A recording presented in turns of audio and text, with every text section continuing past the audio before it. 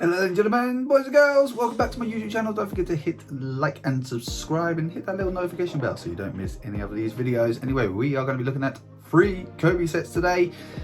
2 good, 1 we are going to get very much in depth to. So anyway, enjoy the video. So the first one we're going to be looking at is the T-34 Sherman Calliope, and then soon followed very closely after that will be the Company of Heroes 3 Mark III Churchill main battle tank or infantry fighting vehicle, whichever one you want to look at it. And then after that we're going to be looking at the Company of Heroes 3 US Air Support Center. That's the name, that's the word.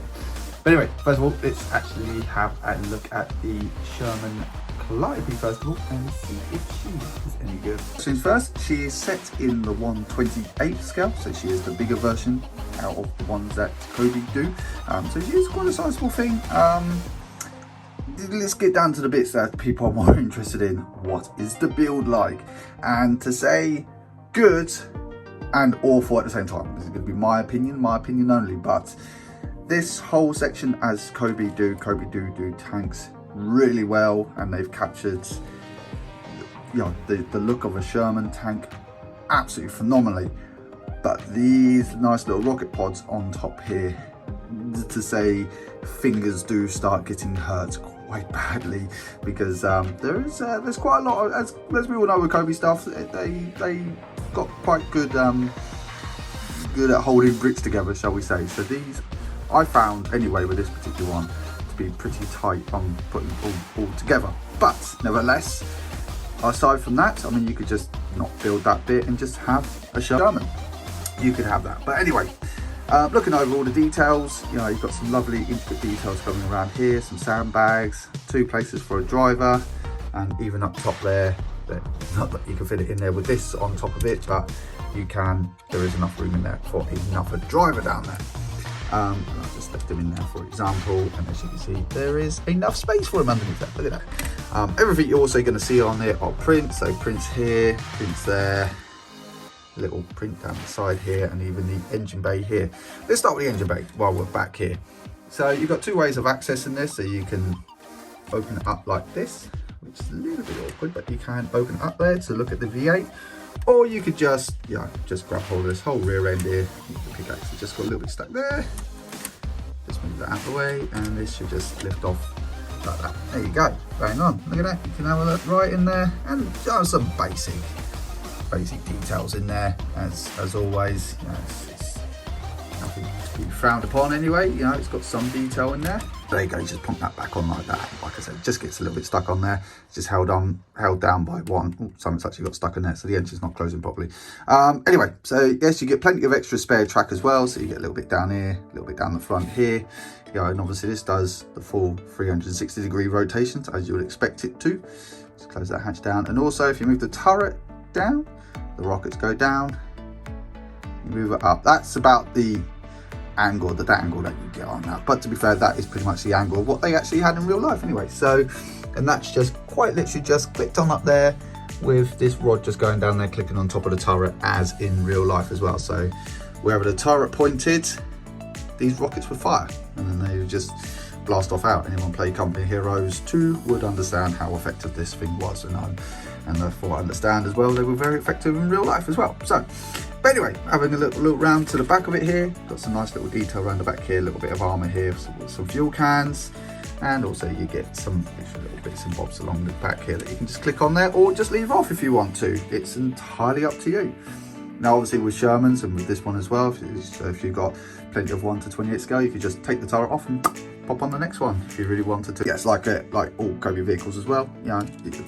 A lot of repetition with the old tracks here as well. You know, they take a long time to do, and as you can imagine, a hell of a lot of repetition with this bit up here. So patience is key with this one. But anyway, in regards to mobility, like all Cobi sets, they do glide really well. There you go, look at that. Just one finger glide, and it does it superbly. Now I will say, obviously, if you are going to be playing with this, it's, you know, that's all it's stuck on there with. And yeah, so just bear that in mind. It's only held on just by a little rod that just goes up in there, just sits into that little clip up there. So just keep that in mind. But anyway, let's have a look at some of the figures. Save. Okay, so figure number 1. Ooh, I can't get it quite focused properly. Ooh, there we go. So there we go, figure number 1. It's got some lovely prints on the chest there and some lovely printing around the face there as well, so it's pretty good, and some nice little back printing as well on there as well. No double-sided faces on these ones, and to be fair, actually the printing on the face is actually pretty good. So that's the tank driver, and it's got a lovely moulded helmet there as well. Nice amount of detail on there as well. So that's figure number 1. I think it was pretty cool, to be fair. And then figure number 2, another brilliant little well-printed minifigure, I will say. This one looks a little bit funky on the old face there, you know, it looks a little bit weird there. Yeah, this one's probably not my favourite one, but so you've got some okay arm printing there. Nice chest printing, nothing for the back, just get a little crease mark down there. Obviously he's got his thread in his mouth, I suppose, but up here, yeah, it's for the time, you know. So yeah, pretty good, and he comes with his standard issue rifle as well. Cool. And yeah, when I say this is not going to make any sense, this really makes no sense. So you get a French police officer. It comes with a hard rubber cloak. You know, this is really hard rubber. Well, it's not hard rubber, you can bend it slightly, but not too much. Some very good printing off of the chest, no back printing or anything else like that. Nice helmets. From what the only way I could describe it is, looks like someone from LOLO. Anyone seen that show would understand who I'm talking about there. But yeah, unless he's a bit annoyed that the Americans are firing rockets off in his town and giving him a ticket, this is questionable to me at best. But yeah, okay. Then the final part is you get this nice little plaque. The opacity on the white there isn't great. It's not good. You know, it's yeah, it's almost borderline grey. You know, it's just been pad printed on there. So the black does kind of merge in with the white almost, but you know, it's still nice to go next to your Sherman. Cool. Now my personal favourite tank from this era. Don't ask me why, because I know it was a slow lumbering beast going through the battlefields, but yeah, it could take a direct hit from the front. But anyway, this is actually a Company of Heroes license set from the new up-and-coming Company of Heroes 3 set. So this is actually going to be one that you're going to be able to play in the game in the RTS game coming up. So this is actually pretty cool. So this is set in 1:35 scale, so it's a little bit smaller. And as you can see, you know, in comparison to the figure, he does stick out quite a bit. There's no room at all in the front here to put any other minifigures. You know, it's just literally big enough to hold one minifigure. But in any case, you know, in this 1:35 scale, you could get a lot more on the shelves, and I like the bigger one. So take your pick on this one. So yes, obviously the tracks could be a little bit slimmer, but again, a lot of repetition going on here with the tracks. Some more excellent printing all the way right around it. You know, you get the same kind of prints on there, some little ones down there, some basic details. Some little sandbags at the top here with other little bits of gribbly other bits here, and some markings up here for the engine bay. As always, you get a movable turret with a coaxial machine gun on the side there, and a spiffing brick just sat there on top there with his little grease gun. Well, no, it wouldn't be a grease gun in this case, but his little machine gun there with its pair of binoculars. Absolutely fantastic. You know, I think they really captured, you know, obviously they couldn't fit as much detail in with these 1:35 scales, but you know, still looks like a Churchill, and I'm very glad that they've done one in this scale. Very glad. And as always with Cobi, you know, they move very well. This one does get a bit stuck a bit, but we'll say that. Nice. Yeah. There you go. There you go. Now, coming up last but not least is the US Air Command Center from Company Heroes 3. This one, I have a lot of choice words to say about it because I didn't really have much fun with this build, to be honest. Yeah, I think this was probably designed in a little bit of a rush. Now, you are probably, some of your keen eyes are probably actually noticing some little bits that are not stuck on there properly. Now, I will go into detail on that one with you in just a moment, but from a distance, zoom out here, there you go, it looks pretty cool from a distance, you know, for as long as you don't touch it.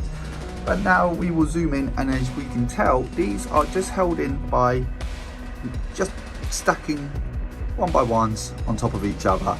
And then these here, these ain't supports, these are just literally stuck on there. So if you grip this particularly tight, it is going to cave in on itself. Now, speaking from experience, this happened to me 3 bloody times. But anyway, coming down to the bottom here, let's start down the bottom. So you get some lovely bit of detail down the bottom here. Ignore that bit. So you get some lovely bits of details down here. You get some sandbags, you know, all this is interchangeable. You know, you can put the foliage wherever you feel like it. You know, you can put a little bit of greenery down here, foliage down here, and you know, some a little container down here that you can put some shells in there, and some little rock faces down here, and some more sandbags. You get a motorbike. Yes, we get a motorbike as well, which is pretty good. You know, you got some little bit of detail on there, some more printing on there for the side of it. Yeah, pretty good, pretty good. Then we come to the bottom structure here, and I am not going to touch this because every time I touch this thing, this bloody thing falls apart. I'm not happy about the way the ladder's gone, because if you look from an angle, it's got a bit of a curve to it. So I don't understand what happened there. I really don't. I've built it exactly what it said in there. But yeah, for the life of me, I just can't get rid of that sodden bend. Up the top here, it is another part that's very fragile, so much so you touch it and yeah, this whole bit is, yeah, it's just, yeah, I'm not going to touch it because it's just going to fall apart. But overall, yeah, because it's just, because now I've moved it, it's moved over back that way. Right, but yeah, you can put one minifigure in there if you are brave. I'm not brave, and you know, if you want to be braver still, be very delicate if you want to put them on top there, but there's plenty of walk room around here. But again, do not push down very hard on putting these minifigures down here, because it will just fall in on itself. Yeah, I was actually, to say the words, disappointed. Yeah, I was a bit disappointed. It looks good, but it's getting to that stage of making it look good and then just leaving it alone. I am never dusting this thing, because if it falls apart, it is just going to end up in the parts bin, I'm afraid. So that's that. So there we have it. 3 sets anyway. 3 Cobi sets reviewed in one video. I know, travesty, I know.